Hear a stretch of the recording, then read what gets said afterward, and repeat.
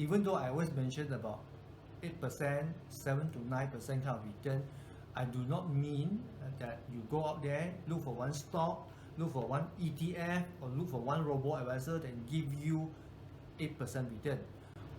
What I mean is to look for a portfolio to diversify your investment into different asset class, okay, into different investment that combine give you a average return of 8%, because this will be a 8% return which has got not only 8% return, but it can also give you a less volatility, and then you'll be able to grow in a more high certainty, able to grow in a more consistent manner.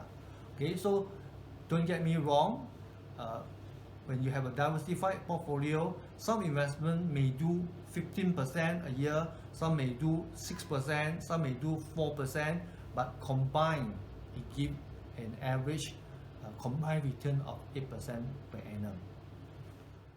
Okay, my question is very simple. Yes. You mentioned in your portfolio for diversification purposes, you diversify 40% to property, 10% to REITs. I wonder whether that is just figuratively speaking, that means combined they are 50%, or do you really stick to the rule of 40% property and 10% REIT and not a combination of 50%? What I mean is maybe you can do a 25% property REIT rather than a 40-10. So I'm just wondering what's the thought process behind the 40-10 split? Okay, this is a very interesting question that you asked.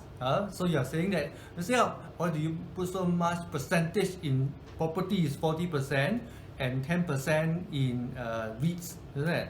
We got to acknowledge the fact that in Malaysia, many investors like to invest in property.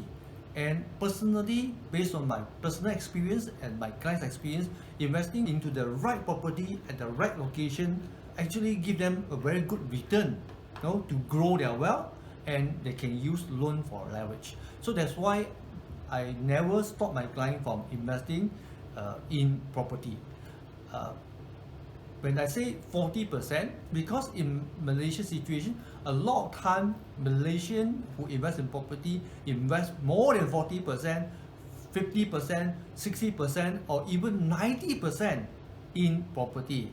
So for that matter, between 90% and 40%, I would say 40% is something more reasonable in consideration of the total percentage of the total wealth. And also, to go too low, you might miss some opportunity given by property, real estate property, that can give you loan and mortgage to leverage. So that's why based on our experience, putting 40% in property would be quite an ideal and optimal percentage.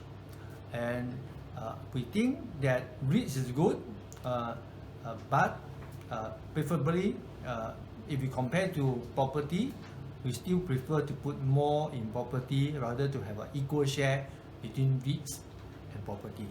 So I hope I managed to clarify your concern. If money is important to you, please remember to subscribe to my channel.